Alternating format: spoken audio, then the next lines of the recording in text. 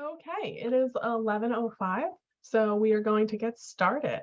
Um, this is Sustainable Westchester's Roundtable series, Commercial Clean Heating and Cooling, Funds for Advanced Efficiency Projects and Growth for HVAC Businesses, NYSERDA's Real-Time Energy Management Opportunities on November 1st, 2022. Our event will run from 11 a.m. to approximately 1 p.m. No longer than that. Slide. On today's agenda, we have our welcome, a keynote presentation from Real-Time Energy Management by Cody Glavey-Weiss of NYSERDA. We thank you for being here to participate in this discussion and learn about the tools available to improve building performance as we transition to a clean heating and cooling standard. Then we'll go into breakout rooms, which will include participant introductions. Each attendee will have 1 to 2 minutes to introduce themselves, their organization or company, and share a little bit about what brings you to this roundtable today and any topics that you hope to discuss in the roundtable. You'll have the opportunity to put forward. After that, we'll have that open discussion, which will include some discussion points that our team has prepared for the group, as well as the topics that you put forth for the agenda today in the breakout room. And then we will come back together as a group to join to share any key points out of our breakout rooms and draw any conclusions and talk about next steps. I welcome you to put your contact information into the chat. We do aim to build relationships through this roundtable series. So please feel free to put your name, company, contact information into the chat. And afterwards, anyone who has done so, we will compile into a spreadsheet and we will share with everyone who put their name into the chat. So if you put your name into the chat, you'll be putting your name onto that spreadsheet that we'll share with everyone who has put their name onto that list. Sustainable Westchester is a non-for-profit organization. We are member-based, and our members include the municipalities across Westchester listed here, including the county itself. Our programs include community energy programs like Westchester Power and Community Solar, electrification solutions such as Energy Smart Homes and Clean Transportation, and zero waste programs. We're building healthy, resilient communities that improves air quality, health, and quality of living, boosts the green economy and green jobs, and helps address climate change and secure a clean energy future. Our program, Commercial Clean Heating and Cooling, is run by myself, Rachel Carpitella, and we are organizing this event for you today. We're helping to meet New York State climate goals through including the Climate Leadership and Community Protection Act, 70% renewable energy by 2030 and zero emissions by 2040. The benefits of building decarbonization include no burning of fossil fuels. It's a non-pipeline solution, reduce construction and other capital cost, reduce maintenance cost, save space in buildings, improve occupant comfort, improve indoor air quality, and pursue green building certifications. Today's Commercial Clean Heating and Cooling Roundtable is a webinar and meeting with key partners to build relationships as discussed, learn from other industry peers, share your own story of successes and challenges, contribute to drafting a blueprint for best practices and resources to be used by a coalition of critical stakeholders and decision makers, get a behind the scenes look at the work of Sustainable Westchester's Commercial Clean Heating and Cooling campaign, and have an opportunity to weigh in on upcoming Sustainable Westchester Roundtable, podcasts, and the like. I'm going to go through this a little bit quicker. I want to move forward in the event, so you can see that some of the opportunities to inform content and align resources below. And today's agenda, for those who have joined since the first minute of the event, we have our welcome, our keynote by Cody Glavey-Weiss of NYSERDA on real-time energy management, our participant introductions in breakout rooms, open discussion, and a conclusion. I'd like to take a minute to thank our sponsors, NYSERDA, thank you for your support, and Empowered Buildings. Empowered Buildings is a comprehensive energy, technology, and systems integration company that utilizes data, analytics, and automation tools to enhance the energy efficiency of buildings, reduce carbon emissions, and improve tenant comfort. They are here today, so they'll be participating in the breakout room. You'll have the opportunity to hear from their experience implementing building sensors and monitoring. We look forward to having that discussion with that. So without further ado, I would like to introduce you to our speaker today. Cody Glavey-Weiss is a project manager on NYSERDA's Advanced Efficiency Solutions team, where he leads the Energy Management Technologies Initiative, a set of programs focused on leveraging real-time data to create healthy, sustainable, and occupant-responsive buildings. He manages the ongoing development of the RTEM, Real-Time Energy Management Data Warehouse, one of the largest public repositories of real-time data in the country, and supports market development of building decarbonization technology programs with public and private stakeholders. This is another opportunity for me to say to everyone, if you haven't yet, please feel free to put your contact information in the chat. We will be aggregating and sharing that with everyone who has put their information in the chat. And Cody, I will stop sharing my screen, and I welcome you to share your screen, and we look forward to hearing all that you will share with us today. Thank you. Perfect. Thank you, Rachel. I appreciate the introduction, and I appreciate the opportunity to present in front of everyone today. So I'm going to share my screen right now. Okay, so good morning, everybody. Again, thank you for giving me the opportunity to speak to you again today. As Rachel mentioned, my name is Cody Glavey-Weiss, and I lead the Energy Management Technology Initiative at NYSERDA. This encompasses a couple of different programs, but the main ones that we have on the street today are RTEM plus tenants and RTEM for small business. So I'll be talking a little bit about those programs, the requirements, the incentives available, but more broadly, I'll be talking, what is real-time energy management? How can it be applied? And, what can you really see happening in a building if you are implementing some of these strategies? So to start, just got to give you the mandatory spiel about NYSERDA. So NYSERDA is a public authority that is really dedicated on achieving a couple of different goals. But primarily, one of the things that we want to do is find out where there are barriers or slowdowns to the development or adoption of clean technologies, and to try to spend some of the public funding that we have available to us to bring down these barriers or speed up the development or adoption. We really are about market transformation, the team that I'm on. And what that means is, well, let's find technologies that are proven or have just been proven, have made it past the early adopter stage, and let's really get these into as many buildings as possible so that they can begin to have an impact immediately. As a kind of third-party state authority, we are totally vendor neutral. So we really are interested in highlighting the best solutions that we find in the market and kind of being this clearinghouse for information, whether that's case studies, resources, technical expertise, or just someone to talk to about what is possible in your building. We don't have a stake in any one particular vendor, and that is why we like to think that we can be a little bit more trusted than some of the other agencies you may work with. So to start, we'll start with a little bit of context for kind of why we are so focused on advancing the market for energy in New York. So to really start, 40% of emissions from New York State come directly from buildings. And out of this percentage, 67% of that is from New York City and Westchester. So this is a massive slice of the pie when it comes to how can we achieve some of the goals that are laid out in the Climate Leadership and Community Protection Act, and then on the more local level for New York City, Local Law 97.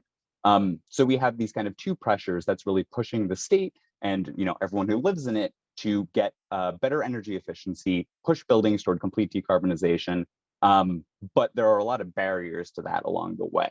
One of the big ones right off the bat has been COVID, which resulted in many major disruptions to building occupancy and energy consumption patterns. COVID really flipped on its head this idea that buildings will operate at set schedules and fixed occupancies. And that's one of the things that we really kind of saw coming out of that, and what I'm here kind of to talk about today. So the purpose of why we are running an energy management technologies initiative at NYSERDA is there is kind of this big problem with controls. And that is, you can have the best control system in the world, but if you don't actually use it, you're not going to save any energy.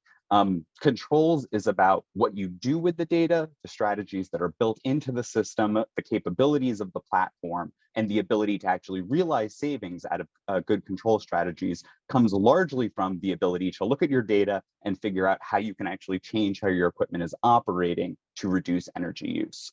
One of the big metrics that we love to say that really came out of COVID is, peak pandemic, April 2020. There was a 97% drop in office occupancy use, but it was only a 20% drop in energy consumption of buildings. So there is this really massive disconnect between what is the actual consumption of a building and then how is it being used.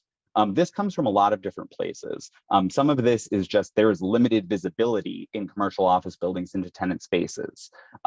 Many times landlords will not have their building sub-metered, or if they do have their tenants sub-metered, they only know what the tenant is consuming on kind of the whole unit level.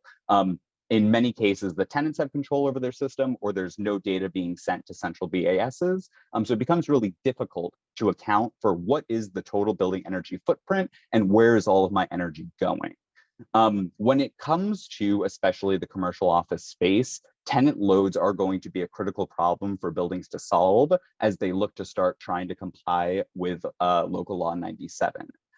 Because this kind of puts responsibility on the building as a whole.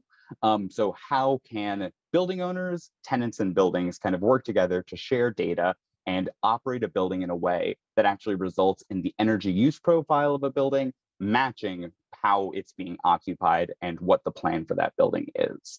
To kind of summarize this all up in one sentence, our RTEM programs are really designed to accelerate the adoption of energy management technologies in leased tenant spaces, as well as building types of all statures, and lower barriers to participation that people may find in the market now. One of the first ways we've done this is by creating a qualified vendor list. So again, being that third party neutral agency to review capabilities and make sure that vendors are capable of meeting the claims that they make in their marketing materials. An example of a qualified vendor is Empowered Buildings, who's on the call with us today and one of the sponsors. So we run a pretty robust qualification process where we dive into systems, we dive into service capabilities, and make sure that vendors can actually deliver on what they're claiming. So to step back a tiny bit before I talk about the programs, let's just talk about what real-time energy management is overall. This is a very vague phrase and doesn't really mean much, / can mean a lot. So at its core, RTEM is not a device. It's not a widget that you put into your building that's plug and play and you leave it alone. RTEM is really kind of a shared or common feature or capability set based around real-time data collection, a real-time data collection platform. At its core, there are three components to what real-time energy management is. One is you got to be getting your data in real time, which we define as 15-minute intervals or less. Any greater, and it really starts to become difficult to find these more unique and smaller issues that can be baked into equipment consumption or occupancy patterns, just because they get lost in the noise. The second is that it is cloud-based and the data is not locked within the four walls of your building. Not only does this enable some basic remote visualization and access capabilities, so you no longer need to be in your actual mechanical room if you want to access your equipment or if you want to view your equipment performance metrics, but this enables access to greater data processing capabilities that could be available through essentially the cloud or the internet. So you can run more advanced algorithms and AI-driven strategies on data consumption to figure out how your building is performing. And then third, RTEM has to be equipment or system level. It cannot just be whole building, because again, if you're only getting your whole building energy consumption, you're missing a lot of the issues that you could be discovering with the individual pieces of equipment itself. So when you look at kind of this image of what is a typical building automation system or what is a typical control system, RTEM is really this software platform that pulls the data out of the building. And then it's the automated algorithms that are built into the platform, as well as the human technical experts from the vendor side who are looking at the data on the customer behalf to really figure out how can we optimize how the equipment is running based on occupancy, based on specific building characteristics, based on equipment. There are a lot of different things you can do once you start getting access to this data. To give you an example of some of the things that we really see coming out of RTEM platforms, across the program, we've found there are kind of the top 10 most common RTEM identified issues or deficiencies. By and large, one of the biggest ones that's been identified, seems so simple that it would be obvious.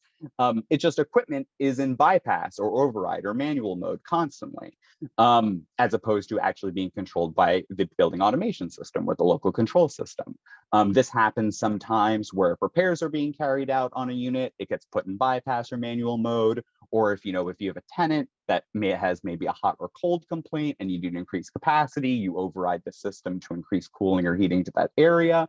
But it leads to a lot of issues where after that repair is done or after that event is complete, people forget to turn it off. And if you don't have the online access so that you can see that this is happening, you may not know until you go back to the piece of equipment and see that it's in bypass mode. Some of the more other ones are, faulty devices. Just, do you have a leaky valve? Is there a sensor that's miscalibrated? Is there a controller that needs to be reconfigured? Or is equipment operating outside of unoccupied periods? That's a super common one. Are set points too high, too low, inconsistent across spaces? How are you sequencing your equipment? Is it all turning on to 100% at the same time? Is it coming on in stages? I'm not going to read through all of these, but long story short, these are some of the most common things that we really see coming to the platform. And the common thread that run through these are it's oversights, right? And it's not the operator of the building's fault for these oversights, because you're focused on so many different things over the course of a day. You can't be at every piece of equipment all the time. And that is really what RTEM unlocks. You can get this data in 15-minute intervals on all of the equipment in your building, so you can keep an eye on it without actually having to go to it. So this is one of the main benefits that we really see coming out of these platforms. To give you a little bit of a breakout in terms of where the percentage of these recommendations are, is about 55% of the recommendations that we see coming out of our RTEM platforms are related to ASO, or automated system optimization. These are basic inbuilt functionalities to the platform that typically involve just better matching the temperature of a space to what the actual set point of a space is. About 30% of the recommendations we're seeing are FDD, or fault detection and diagnostic measures. These are associated with many of the ones noted before, which are you have a leaky valve, you have a damper that's stuck open, you have something in bypass mode. And then the remaining 17% are these larger ECMs that are being provided by vendors as a result of kind of custom analysis of the data to help evaluate maybe a larger capital expenditure project. So we've had customers who have added a new chiller to their building to increase capacity. And as part of that, they leverage the data from the RTEM system they already had to develop a robust baseline and then build in an M&V plan with their vendor to make sure that the new equipment was up to spec over its lifetime.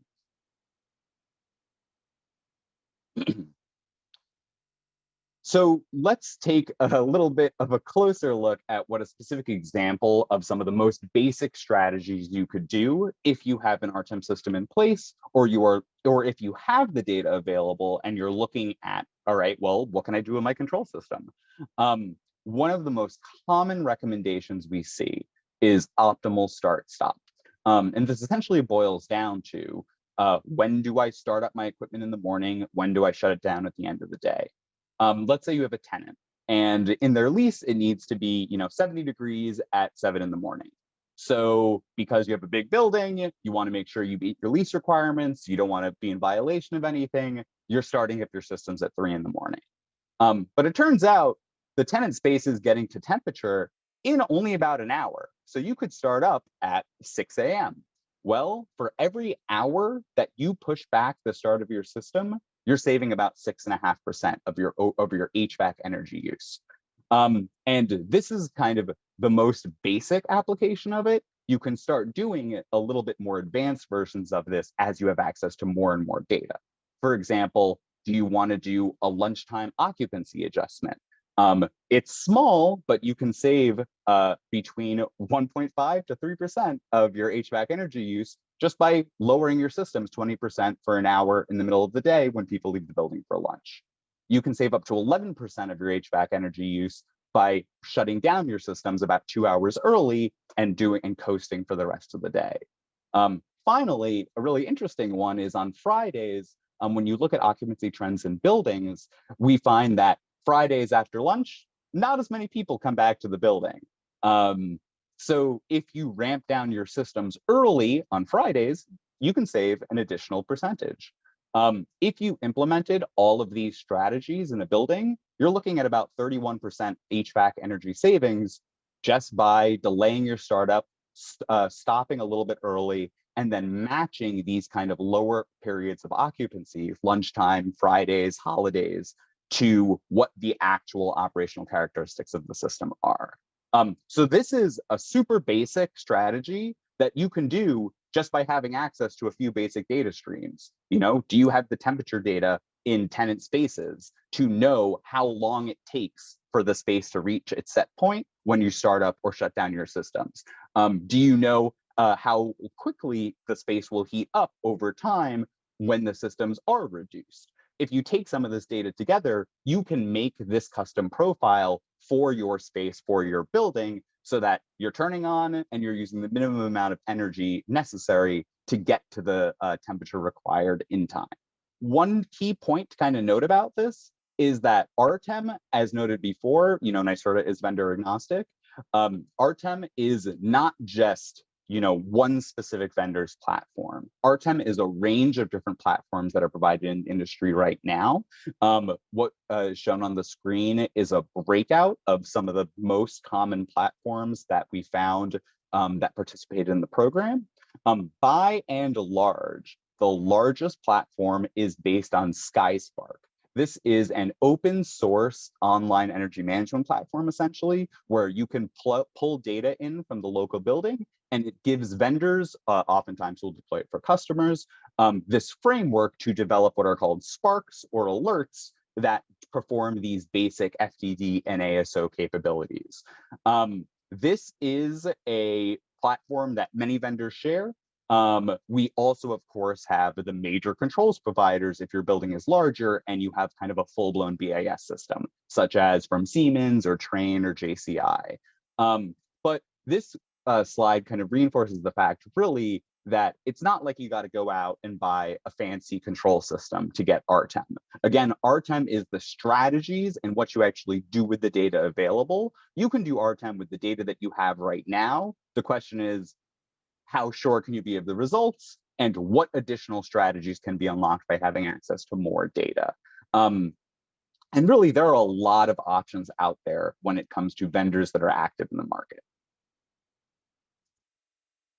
To talk briefly about our actual program that we ran ourselves.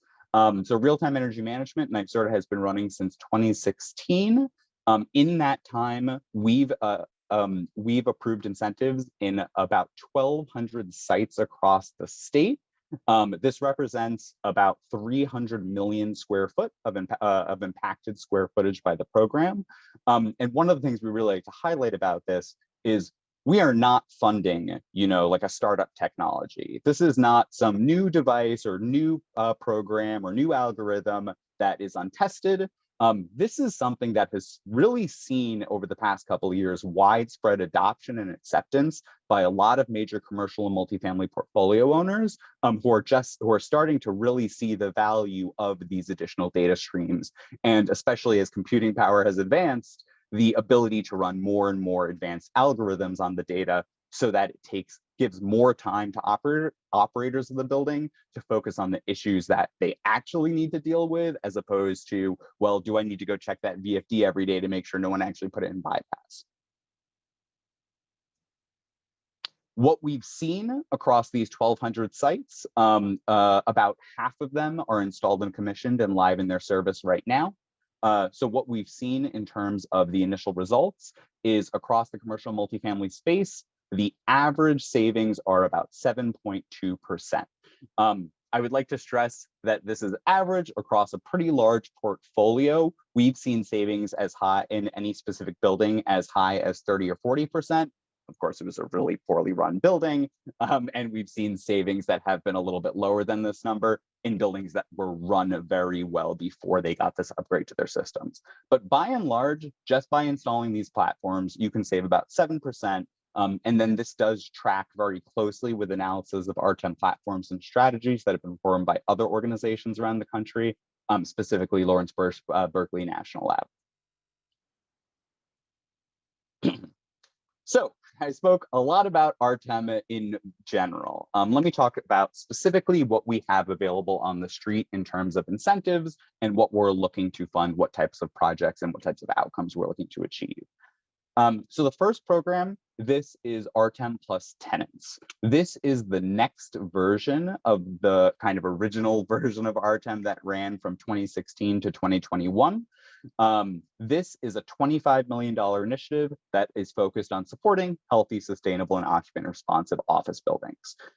This, as noted, really came about as kind of from these dual pressures of CLCPA, Local Law 97, and then how do we address the COVID impacts in building in New York City.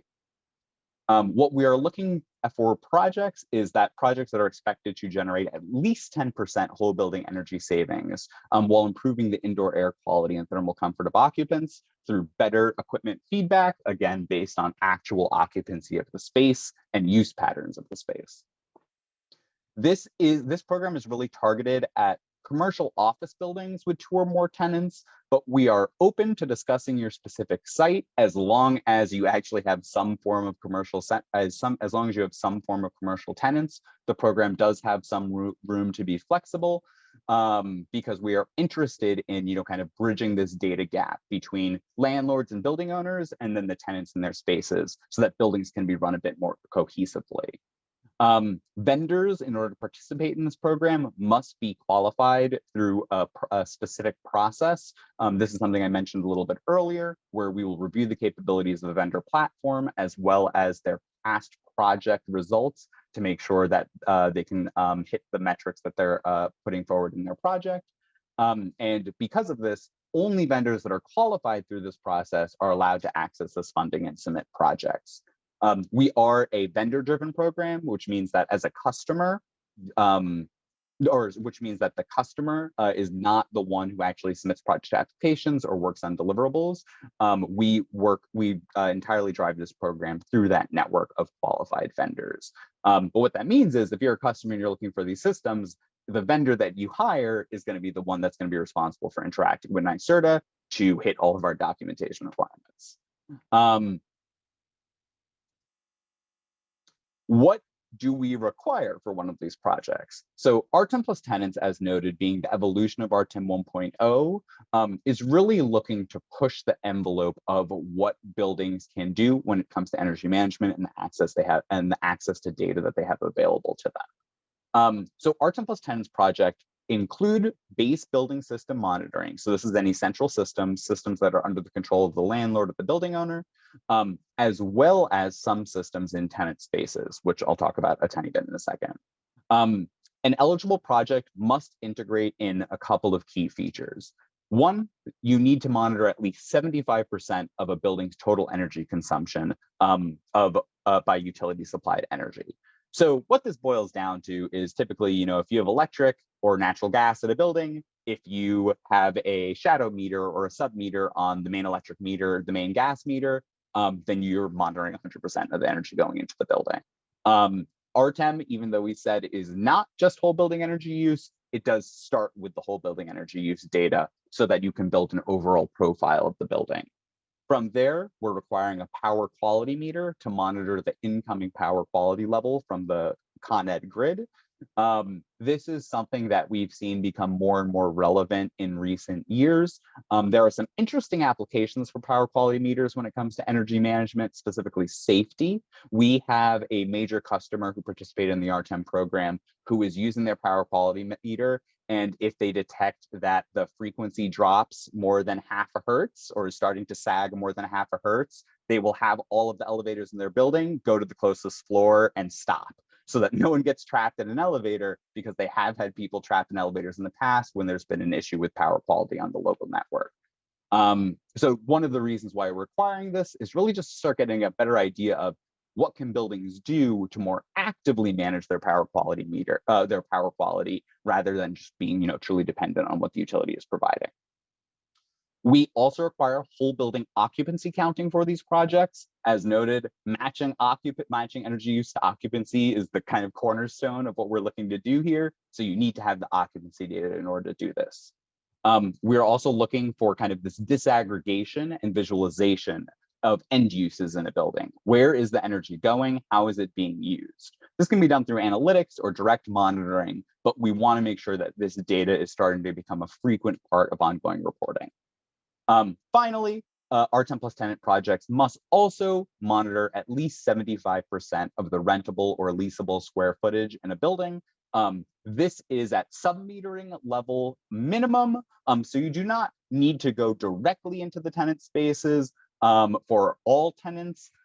And then the last thing to note here is that besides the 75% tenant sub-metering requirement, RTEM plus tenant projects must go deeper with at least 2 tenants in a building. So what this means is any 2 tenants in a building, there are no specific requirements on this, must receive a deeper level of energy engagement services by the building owner, kind of driven by the vendor.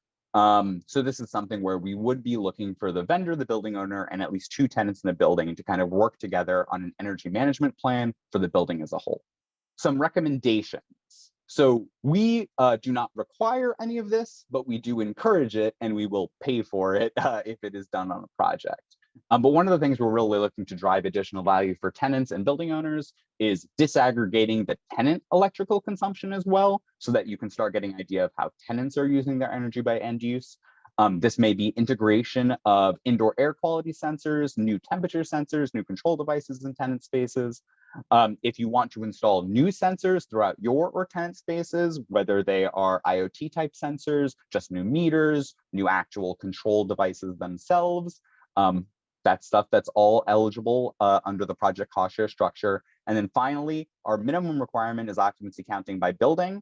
But if you want to go deeper by floor, by tenant space, we are happy to pay for it. We believe that these types of data sources will really drive significant extra value for building owners and tenants that are looking to do these projects. So I spoke a lot about RTEM, I spoke a lot about our program. What are we actually paying for this? So the RTEM plus tenants program will pay 33% of the total project costs. So this is everything related to the monitoring and control system. This is the hardware, this is the installation, this is any engineering costs or programming fees to get it done. We will pay for ongoing service of the RTEM platform. So this is the subscription or licensing fees with the vendors. This is that human technical expert being provided by the vendors, the service reporting. We will essentially anything that is related to, as noted, monitoring or control or the actual energy management strategies that can be run through this. It's all eligible for cost share under an R10 plus tenants project. We will pay for 1 to 3 years of service, again at 33%. And we have a cap of $400,000 per building. Overall, if you are a customer that has a portfolio, there is a cap of no more than 8 buildings and $1.6 million or $1.6 million.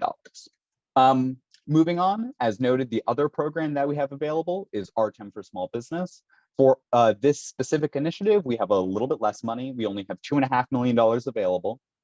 This is for commercial sites that are less than 50,000 square feet and 300 kW of annual peak demand. So where R10 plus tenants is really designed for kind of larger commercial spaces, R10 for small business is designed for a little bit low to mid-rise buildings. This is a little bit simpler. This is more closely related to the R10 1.0 program, which did not have some of these additional requirements that the R10 plus tenant program had. In this case, we are really still paying for a lot of the same things, cost share on the installation and ongoing service for a qualified cloud-based real-time BAS. Of course, it still needs to be delivered by a qualified vendor. For R10 small business, we are paying a 30% cost share. Covers all the same things as R10 plus tenants: hardware, software, installation, ongoing service. The main difference is we require a full 3 years of service. So we will pay 30% for all the system install costs, and then 30% on 3 years of ongoing service provided by the vendor, which includes this kind of energy management reporting. For R10 small business, we have a cap of $85,000 per building, but no portfolio cap. So bring as many as you got. The program is first come, first serve though, and we only have $2.5 million. So if you are building in this type, I would encourage you to find a qualified vendor and submit soon. Just talk briefly about what else is kind of happening on our team at NYSERDA. The team that I'm a part of, the AES team, or Advanced Efficiency Solutions team, also is running the Empire Building Challenge program. This is another major program on the street right now that is really focused on demonstrating the technical and economic feasibility of retrofitting tall buildings to deep low carbon standards, with a focus on replication. We are also starting to work on something where we are going to be we're not going to be calling it NYSERDA Recognized Technologies, but we are going to be looking at some additional, what are the next kind of building decarbonization technologies that are out there that would be the next logical step once you've installed an R10 platform. So as part of this, we're going to be looking for vendors with newer technology, systems, or services which can assist a building in decarbonization. So whether this is something like energy recovery, dedicated outside air systems, cold climate heat pumps, thermal storage, our team is starting to look at what do we think the next big practical technology is that may have been proven by market tests, and how can we advance its acceleration. So if you are a vendor that falls into the second category, or if you are interested in learning more about Empire Building Challenge, I encourage you to go online and check out the website. And with that being said, thank you. That's my presentation for today. If you have any questions at all, our team is always available to kind of speak to customers about their sites, their projects. Even if you don't have a project and just want to talk about some strategies that can be done in place, we have a technical expert available to us that we make available to interested customers and vendors at no charge. So just reach out to us at rtem@nyserda.newyork.gov. We're happy to talk about your building. We're happy to talk about your plans for real-time energy management or just controls in general. And if you're interested in participating in a program, please also let us know. So thank you.